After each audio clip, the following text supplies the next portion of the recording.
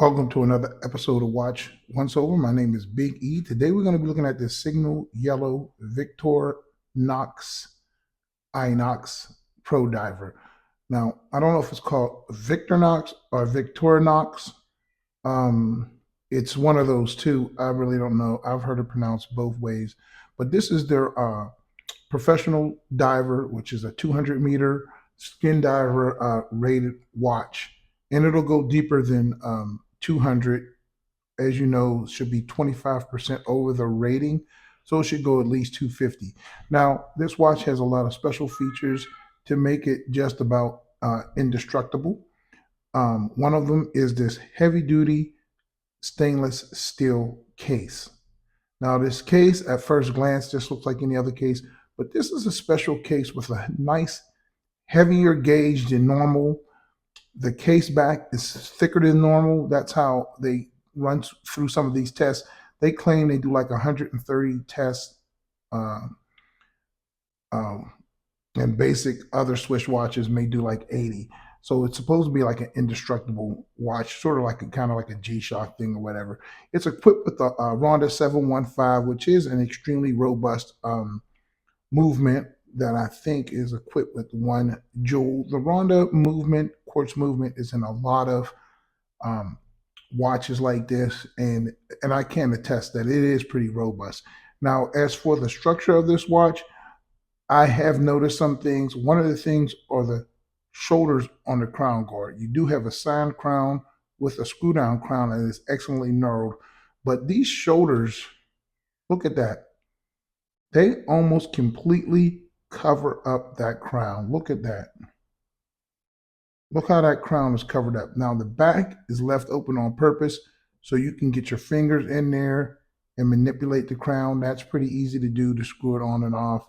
But that is a very heavily protected crown. That's one thing that I noticed that's different on this one than a lot of other divers.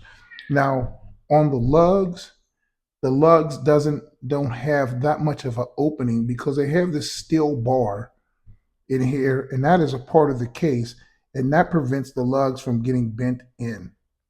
So that's another thing that they put on these watches to make them more robust. Now you do have a rotating bezel here. It's a 120 click bezel. You get a large pip with superluminova. And let me show you something else about this bezel that I noticed. Look at that. The crystal sits down in the bezel. See that? The crystal sits down in the bezel. So if you ever go totally flat, the crystal doesn't ever touch the ground. You know that. So I think that's pretty cool too. Another thing, this strap is extremely robust. If anybody owns one of these watches, you'll attest to it. The strap is a natural rubber strap. Okay, this is a natural rubber strap. Let me see, it may have some literature on here. Here you go. Genuine rubber, Swiss made. And you can tell the quality of this strap. Another thing that I do like are the little shocks of red to go with the red second hand on the rehault. See that? You have your 24-hour second track on there. So I think that's pretty cool. And another little tidbit on this one is the date window. That date window is a little extra beveled on the outer side by the rehault. Let me move in close so you can see that. See how it has extra beveling on there? Just on the right hand side, if you're noticing over by the 8. And I think that is because that's done by design. So when you're angled the watch like this, you can still see the date. See, you can use, most date boxes are square, straight on, but they cut that dial out. So even when you're at an angle, when your wrist is at an angle, you can see that date. I think that's honestly pretty ingenious, if you ask me. Now you have these cutoffs, sword style hands, these pressed in indices. Now these indices are part of the dial. If you look close, I don't think these indices are applied. I think they're a part of the dial. That's what it looks like. So they won't fall off or come off. Like I said, this thing is extremely robust. Now it does include superluminova. I think that's where it's lacking personally. I like lume. Um, but this one, as you can see on the dial, it is anti-magnetic, 200 meters of water resistance. So that's good enough for me. I'm not a diver. Um, it does have a really, really serious case on here, and I'll weigh this for you too, just so we can see what it is. And this is going to be in grams. Let me see what this is. That's 149 grams with a rubber strap. So that there right there tells you that this is a robust case. It really is. Um, the lugs do turn down, so it is easy to get a good fit with this. The case side to side is going to be that's going to be a 45 millimeter case.